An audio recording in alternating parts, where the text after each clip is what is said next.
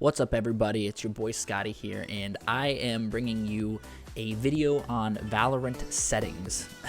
Now, I'm not an expert.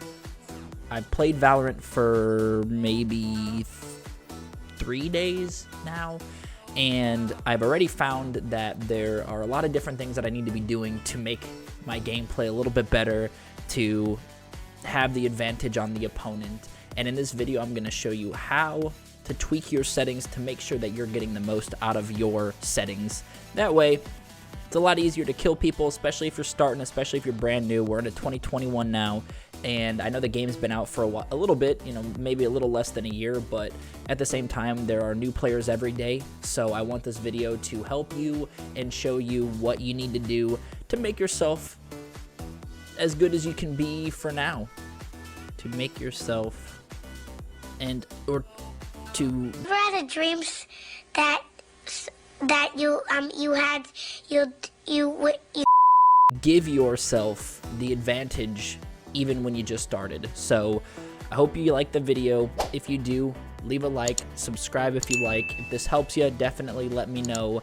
Of course, I'll have some Valorant gameplay coming out, but I still want to get my feet wet a little bit more. I don't want to just throw out a bunch of L's and deaths on my channel, so might just take a little bit, but hey, I'll get you some gameplay shortly, and I hope you guys enjoy the video. Thanks for watching. I hope this helps your day a little bit better. Peace out.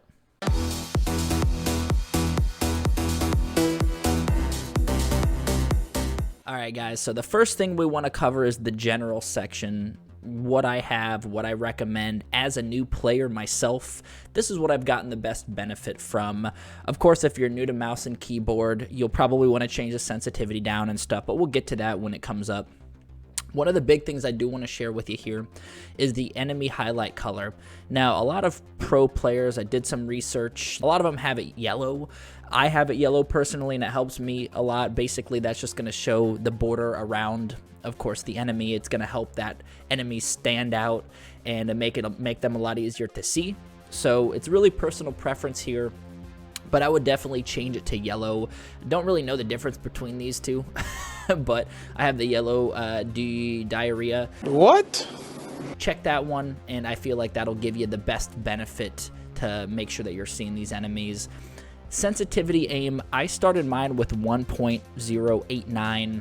Again, if you're new to mouse and keyboard, if you're trying to get things working with you, this is really, again, personal preference. Change it how it is, lower it, raise it even if you want to, but I feel like this sensitivity has helped me just learn the game, helped me be able to compete even in unranked. Obviously is not going to be the highest competition, but as a starter, as a new player, I definitely want to be able to help out the team in that way. So keep that at 1.89, somewhere around there. Again, increase it, decrease it if you want.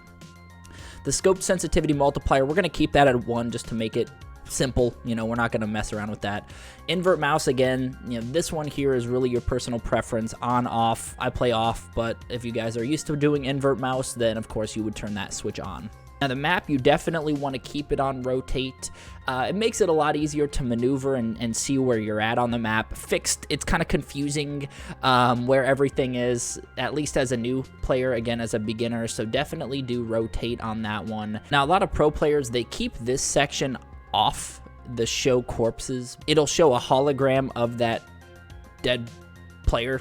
So I have it on. This is really personal preference. I know if you turn it off, it might help with the frame rate a little bit, but I don't know, the hologram from the ground just kind of throws me off a little bit. So keep that on if you want, turn it off if you want. Again, really up to you. And then that's really it for the general tab. Next, we're going to go into controls. This isn't going to be a key bindings video or anything like that. It's just going to be the basic settings. So really your personal preference there. This is just how I have my movement controls set. I'll go through my equipment if you wanted to copy them. Again, if you don't want to, that's perfectly fine. I just figured I'll kind of breeze through this because I don't really want to make this video on the key bindings. So, because again, everyone's different, everyone plays differently, everyone's used to different key bindings, but whatever works for you, whatever, change it. So with this game, they give you full control over the crosshair, whether you want to change the color, change the size, change even what type of crosshair it is, you know, whether it's a dot, a cross, whatever. And this is what I've found that most pro players have their crosshairs set. Again, each person's going to be different, but if you're brand new, you're just starting Valorant, you haven't played this game before, or maybe you have played it and you're not that good, definitely check out these crosshair settings. You can see it's a little green cross, and this is how I have mine set up. So I'll kind of scroll down here. If you guys want to copy that, feel free. It's definitely worked best for me, but again, it's really up to you. It's personal preference there, so feel free to change it up however you would like. Now, the last section that I want to get into is the video section. Now, this is super, super important, so make sure you guys are taking a mental note of this and while I go through this section. So, of course, with all games, you want to, one, especially FPFS games, you want to have the highest frame rate, you want to have the best viewability, I guess. You want to be able to see your enemies easily. And here are a couple of good tips to do that. So display mode, you definitely want to keep this on full screen, because if you have, I know some people like windowed full screen, but that actually lowers your frame rate a little bit, so definitely keep that on full screen or change it to full screen. I'm not sure what the default is. I think it defaults to full screen here, but definitely change that. You want to make sure that you're getting the highest frame rate, because even the slightest little millisecond can make a difference in this game. Next, of course, the resolution, you want to have it set to whatever the monitor is set. I mean, I just have a 144 hertz monitor, nothing too crazy. I mean, I can still see enemies perfectly fine. And I have kind of a, not a lower end monitor, but again, it's only 144 hertz, so it's not one of those top tier monitors or anything, but I'm still able to see enemies clearly, and you know, that's good to go. Don't worry about that. The frame rate, really, that's the big thing that you guys are gonna get from this. Even if the game doesn't look the best, you really want the best frame rate to be able to get the edge on the player. So definitely copy these graphics if you want to get good, as the kids say, right? So the next section we're going to dive into are the graphics quality, and you guys can see here I have all of the quality settings set to low, because again, I want to have the best frame rate. It's really up to you guys how you would like your game to look, but for me, I would prefer performance over the look of the game or over aesthetics, so I kept mine all at low. Again, it's really up to you guys, but I highly recommend throwing this on low, because again, frame rate makes a huge difference in this game, and you want to have as good of a frame rate as possible, so keep those on low.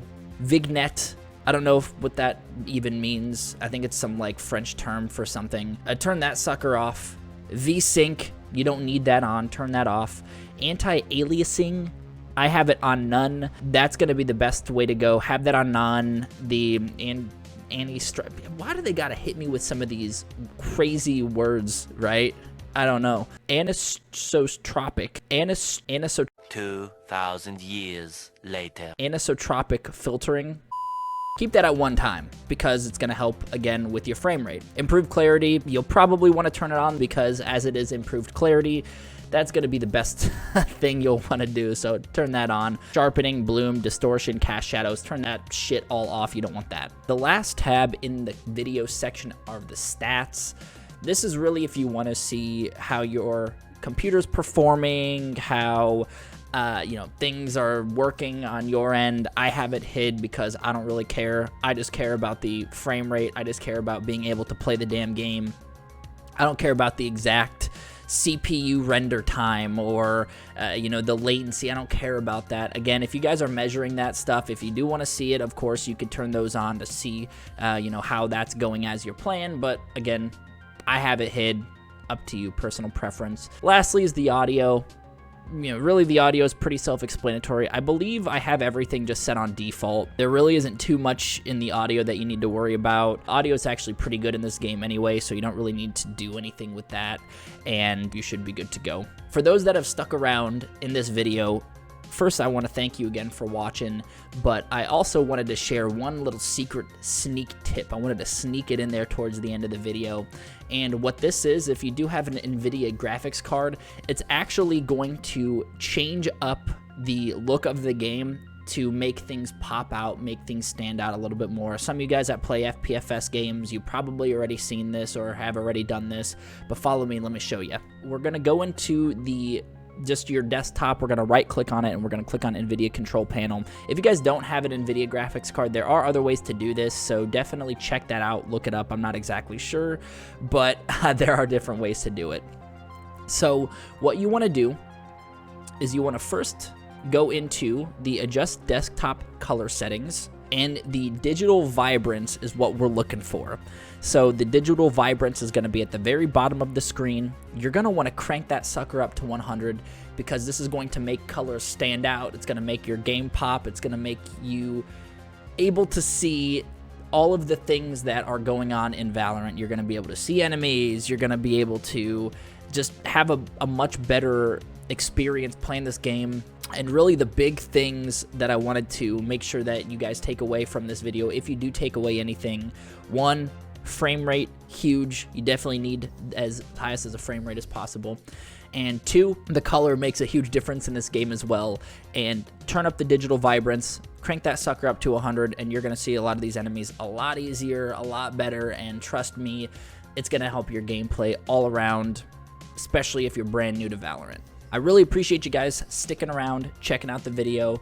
If you like the video, again, give it a thumbs up. If you want to subscribe to see some more of my ugly mug, feel free to do so. Again, thanks for watching. I hope you guys have an awesome day, and I will see you all in the next one. Peace out, baby.